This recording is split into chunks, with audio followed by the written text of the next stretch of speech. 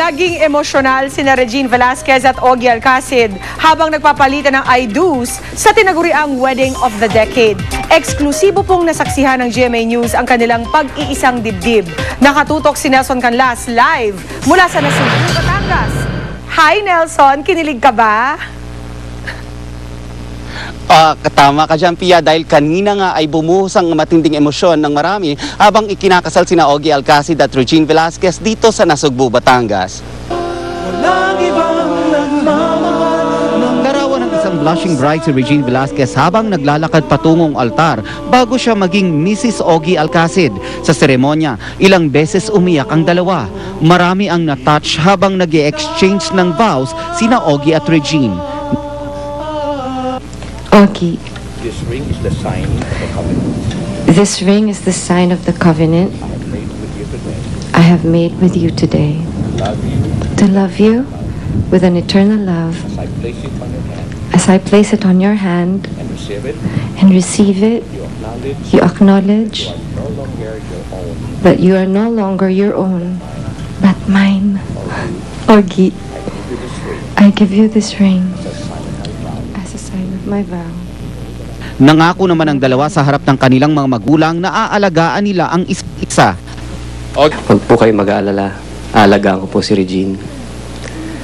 At lagi po yun.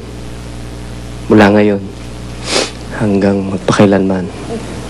At Your wife, Kasama sa mga to love ninong at her. ninang sina GMA Chairman and CEO, Attorney Felipe Gozon, at si Senior Vice President for Entertainment TV, Wilma Galvante.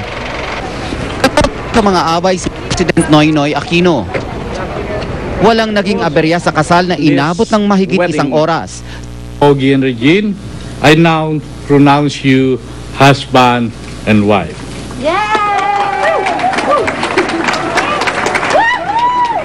Ogie, you may now kiss your bride, Regine.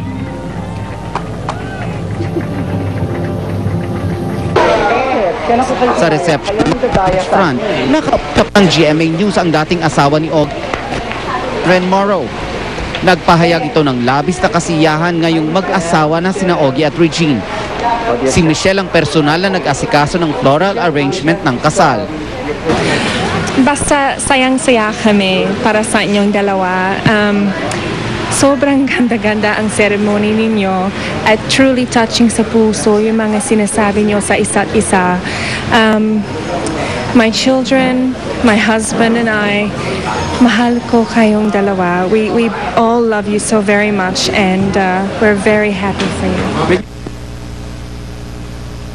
Nakakainggit, di ba, Pia? Pero alam mo, konting pagbibisto lang dito kay Regina, no? Sa ilalim ng kanyang very elegant na Monique Louie red gown, ay nakasuot ito ng rider boots para komportable daw. Kaya hindi, lutang na lutang talaga yung personalidad niya ngayong kasal niya.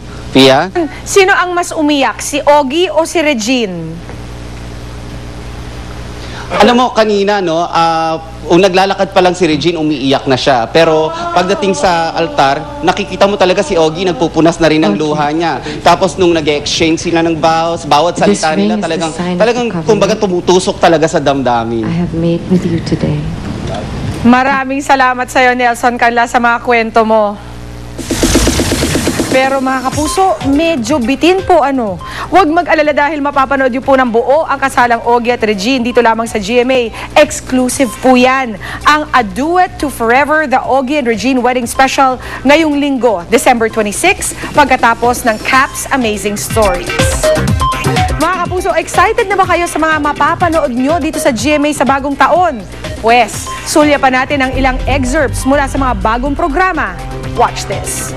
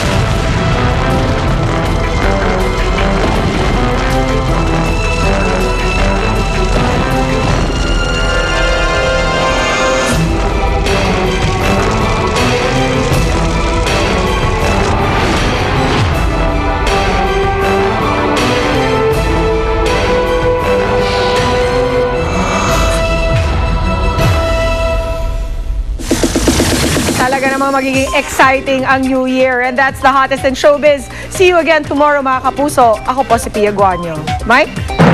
Salamat, Pia. Mga kapuso, isang empleyada ng Philippine Airlines ang nagreklamo. Di umano, binastos at ininsulto siya ng isang kongresista. Nagkainitan sila ng hiligin daw ng kongresista na magpalipat ng upuan sa aeroplano. Narito ang pagtutok ni Arnold Clavio. Peak season na sa mga paliparan dahil magpapasko. Kahit abala mga crew, all smiles pa rin dapat sa mga pasahero. Pero may isang hindi kaaya-ayang insidente sa pagitan ng crew at pasahero ng Philippine Airlines noong December 17. Sa panayam ng Super Radio DCBB, sinariwa ng PAL ground crew na si Sara Bonin Ocampo kung paano siya umano binastos at ininsulto ng isang pasahero na gustong makatabi ang mga anak sa business class ng eroplanong patungong Los Angeles. Nalaman niya kalaunan na ang pasahero ay si Congressman Eulogio Amang Magsaysay ng Alliance of Volunteer Educators Party List. Ano sabi mo sa kay Congressman Magsaysay? Sir, all seats are taken on business class and we do not have the power. He said, shut up, you menopausal. Sabi ko, sir, you can get angry but please do not call me names. Pansamantala raw siyang lumayo matapos silang magkainitan. Pero pagbalik niya sa boarding gate, pinagbantaan daw siya ng congressman. Try me! Try me! Asan ang security mo? Papasisante kita! Papasisante kita! Sa sobrang takot, doon na siya tumawag ng security pero hindi naman niya ginawa. Muli, pinagmumura siya ni congressman. Umakyat ang supervisor niya para humingi na ng dispensa. May action ka ba na gagawin laban kay Congressman Eulogio Magsaysay? I think I really have to, sir, because I am not a dog. I am a person. May mga karapatan ho ako. Hindi raw muna maglalabas ng statement ang PAL habang iniimbestigahan nila ang kaso. Ang Philippine Airlines Employees Association of Palaya naman, tatalakay na raw ang hakbang laban sa kongresistang nambastos umano sa kanilang miyembro. Sinubukan naming makontak si Congressman Magsaysay pero bigo kami. Sa ulat ng DCBB, sinabi ng tanggapan ni Congressman Magsaysay na si Bonin Ocampo ang nagtaas ng boses. Ako naman Arnold Clavio, nakatutok 24 oras. Ayon naman po sa kampo ni Congressman Eulogio Magsaysay, posibleng pagkatapos na ng Pasko sila maglalabas ng pahayag tungkol sa nangyaring yan. Sa kauna-unahang pagkakataon mula nang siya ay mahalal na senador noong taong 2003, nakatuntong na sa Senado. Kanina, si Senador Antonio Trillanes IV. Ito ang unang araw niya sa trabaho mula nang siya ay pansamantalang pinalaya at ang tumutok ay si Ruth Cabal. Sa ilalim siya ng kustodiya ng Senado, ang unang pinuntahan ni Senator Antonio Trillanes IV ang opisina ng Senate Sergeant at Arms. Tsaka siya dumiretso sa opisina niya sa 5th floor. We're just getting the feel pala. Unang order of business ng senador ang meeting sa kanyang staff na hindi maitago ang kasiyahan. Siyempre mas gwapo. At saka mas strong yung personality niya pag face to face.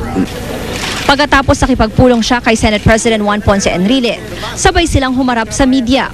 Ayon kay Trillanes, nakikita niya ang sinseridad ni Pangulong Noynoy Aquino na maisulong ang good governance. Paniwala niya malayong muling magkaroon ng pag-aakla sa hanay ng militar.